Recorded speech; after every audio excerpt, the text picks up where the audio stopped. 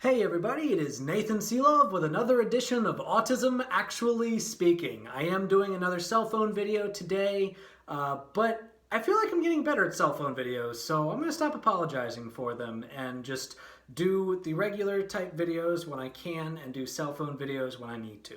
So today I want to talk a little bit about moving. I've talked a little bit about changes and maintaining changes and moving from different stages in your life, but I want to specifically talk about the process of moving from one house to another house. So Jess and I right now are preparing to move once more. And there's a lot of things that we need to consider. First off, as I've said in previous videos, autistics often do have trouble with change because we are creatures of routine.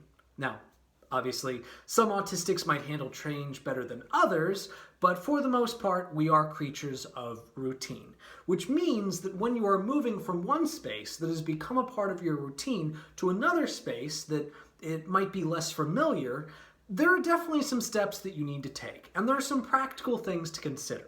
For example, one of the things that Jess and I have been trying to do quite a bit is we've been trying to plan things out in advance. Now, we're not going to be moving like next week or even the week after that, but we are going to be moving towards the end of the summer, which means that what we've done is we basically created a plan of things that we need to do before we move out. And we set due dates for each thing. So, for example, I need to look through clothes and decide which clothes we're keeping and which clothes we're going to donate. And I need to get that done by the end of this week. Now, one thing that can sometimes be a struggle with moving is deciding what you're going to take. Because if you're like me, you have a lot of sentimental attachments to inanimate objects. So sometimes there might be a shirt that I don't wear anymore, that I don't use anymore, that maybe has a bunch of rips in it, but I still want to keep it because it has some type of sentimental value to it. You do need to parse through that a little bit, and you need to decide what is worth keeping and what is not worth keeping. And maybe you have some type of chest or a box that is marked sentiments. But at the end of the day, you might need to think about it in a little bit of a logical way and think through what does it actually do for me to have this object. So I would definitely recommend spending some time talking to other people. If you live with someone, if you're moving with someone, spending some time trying to hold each other accountable for smaller jobs to prepare you for that move. In the realm of preparing for it as a change in your routine, I guess the biggest piece of advice that I would offer is to try to think of it as you're going to be settling into a new routine.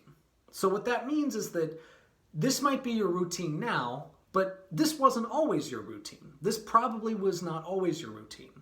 So you need to think back on times before this routine and try to ask yourself, all right, how did it work for me to transition from that routine to this routine? And when you start to put that into perspective and you start to realize that you've done this before, if you have done this before, then that can really help. You know, the routine that I have right now in this house that I'm living in is a lot different from routines that I've had in previous houses that I've lived in. And parsing that out in my head is part of what makes it easier for me to actually move. So those are some tips and ideas that you should think about if you are on the spectrum and you are planning on moving, and some things to think about. And I do hope that if you have some other suggestions or other ideas or other insight, to leave them down in the comments for other people to look at and potentially get inspiration from or get information from.